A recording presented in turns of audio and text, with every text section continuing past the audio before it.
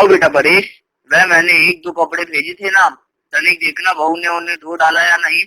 धो डाले हो तो ले आओ जरा, फिर मैं तुमसे बात करूंगा।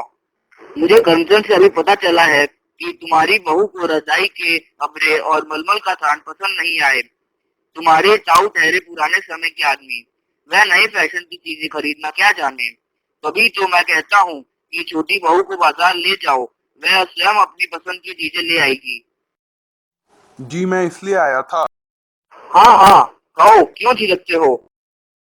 जी बात यह है कि इस घर में वीला का मन नहीं लगता। और फिर बेटा, मन लगता नहीं लगाया जाता है। वह मन लगाती ही नहीं। मेरे पिता की इकलौती बेटी है, कभी नाते रिश्तेदारों में नहीं रही। इस भीड़ भाड़ में वह घबराती होगी। हम सब उससे मिलकर इस घर में उसका मन लगाएंगे। उसे कोई पसंद नहीं करता, सब उसकी निंदा करते हैं। अभी मेरे पास माँ, बड़ी ताई, मंजली ताई, बड़ी भाभी, मंजली भाभी, इंदू, रजवा सब आई थी। सब उसकी शिकायत बाग वाला मकान दे दिया जाए। वह पढ़ा भी बेकार है, और अभी मैं उससे किसी तरह का भी काम लेने का इरादा नहीं रखता। पर तुम जानते हो बेटा, मेरे जीते जी यह असंभव है। और मैं सिहर उठता हूँ। न बेटा, मैं अपने जीते जी यह सब न होने दूंगा। तुम चिंता न करो, मैं सबको समझा दूंगा। घर में किसी को तुम्हारी पत्नी का तिरस्कार करने का साहस न होगा। कोई उसका समय नष्ट न करेगा। ईश्वर की कृपा से हमारे घर सुशिक्षित संस्कृत बहू आई है, तो क्या हम अपनी मूर्खता से उसे तंग कर देंगे। तुम जाओ बेटा, किसी प्रकार की चिंता का मन में स्थान न दो। मैं कोई ना कोई उपाय ढूंढ निकालूंगा। तुम विश्वास रखो, मैं अपने आप को परायों से गिरी अनुभव न करने जैसा आप। तुम स्वयं भी इस बात का ध्यान रखना, तुम्हारी किसी बात से उनका मन न दुखे। कोई भी ऐसी बात न करो जिसे वह अपना अपमान समझे। जैसी आपकी। जी आई, मैं नल पर थी, कपड़े धोने में लगी थी। बैठो बेटा, मैंने आज तुम सबको एक विशेष अभिप्राय से बुलाया है। मुझे यह सुनकर बड़ा दुख हुआ कि छोटी बहू का मन यहीं नहीं लगा। दादाजी, इंदु बेटा, मुझे अपनी बात कह लेने दो।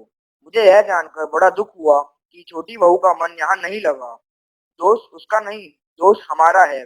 वह एक बड़े घर की बेटी है, अत्यधिक पढ़ी लिखी है, सबसे आदर पाती और राज करती आई है। यहाँ वह केवल छोटी बहू है। यहाँ उसे हर एक का आदर करना पड़ता है, हर एक से दबना पड़ता है, हर एक का आदेश मानना पड़ता है। मेरी इच्छा है कि उसे यहाँ वही आदर सत्कार मिले जो उसे अपने घर में प्राप्त था। सब उसका कहना माने, उससे परामर्श ले, और मैं प्रसन्न होऊंगा यदि उसका काम भी तुम लोग आपस में बांट लो और उसे पढ़ने लिखने का अधिक अवसर दो। बेटा, यह कुटुंब एक महान वृक्ष है। हम सब इसकी डालियां हैं। डालियों से ही पेड़ पेड़ है, और डालियां छोटी हो चाहे बड़ी, सब उसकी छाया को बढ़ाती हैं। मैं नहीं चाहता कोई डाली इससे टूट कर पृथक हो जाए। तुम सदैव मेरा कहा मानते रहे हो। और इंदु बेटा, तेरी छोटी भाभी बड़ी बुद्धिमती, सुशिक्षित और संस्कृत है। तुझे उसकी हंसी उड़ाने, उसे लड़ने झगड़ने के बदले उसका आदर करना चाहिए। उसे ज्ञान अर्जन कर।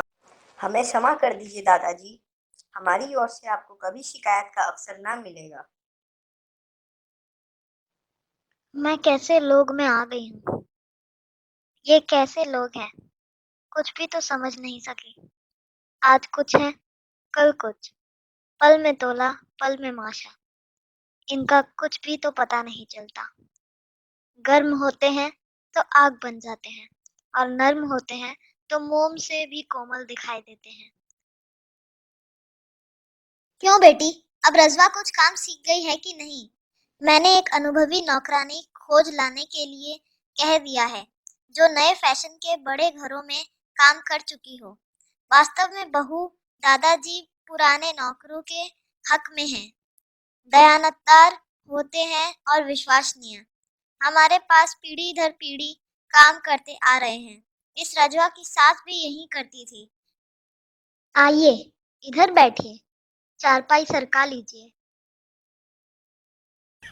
बंसीलाल के सामने उखाड़ कर फेंक दी छत भाभी ओहो, यह बात है। आप मुझे मेरे मायके भेज दीजिए। मुझे ऐसा लगता है जैसे मैं अपरिचितों में आ गई हूँ। कोई मुझे नहीं समझता। आखिर बात क्या है, कुछ कहो। मैं जाती हूँ, तो सब खड़ी हो जाती है, बड़ी भाभी, मंझली भाभी और माँ जी तक। मेरे सामने कोई हंसता नहीं, कोई मुझसे अधिक समय तक बात नहीं करना चाहता। सब मुझसे डरते हैं, जैसे मुर्गी के बच्चे बांझ से। अभी-अभी सब हंस रही थी, ठहाके पर ठहाके मार रही थी। मैं गई तो सब ऐसे सन्न रह गई जैसे भारी सभा में किसी ने चुप की सीटी और कोई मुझे काम को हाथ लगाने नहीं देता। तनिक सा भी काम करने लगूं तो सब भागी आती है। सब मेरा इस प्रकार आदर करती है मानो मैं ही इस घर में सबसे बड़ी हूँ। मैं नहीं समझता तुम क्या कहती हो। तुम्हें शिकायत थी कोई तुम्हारा आदर नहीं करता, अब सब तुम करते हैं। तुम्हें शिकायत थी कि तुमने सब दबना पड़ता है, अब सब तुमसे दबते हैं। तुम्हें शिकायत थी कि तुम सबका काम करती हो, अब सब तुम्हारा काम करते हैं। आदर, सत्कार, आराम, न जाने तुम क्या चाहती हो। ना जाने मैं क्या चाहती हूँ, ना जाने मैं क्या चाहती हूँ, पर मैं इतना जानती हूँ कि मैं यह सब आदर, सत्कार, सुख, आराम नहीं चाहती। भाभी जी मुझे केवल भाभी कहा कर, मेरी प्यारी इंदु। तो मूर्ख ठहरी भाभी जी। दादाजी ने कहा था, उन्होंने सबको समझाया था कि घर में सबको आपका आदर। पर मैं तो आदर नहीं चाहती और मैं तुम सबके साथ मिलकर काम करना चाहती। शायद छोटे भैया ने उनसे यह कहा था कि आपका जी यहाँ नहीं लगता, आप बाग वाले। लोगों ने मुझे कितना गलत समझा और मैंने आप लोगों को कितना।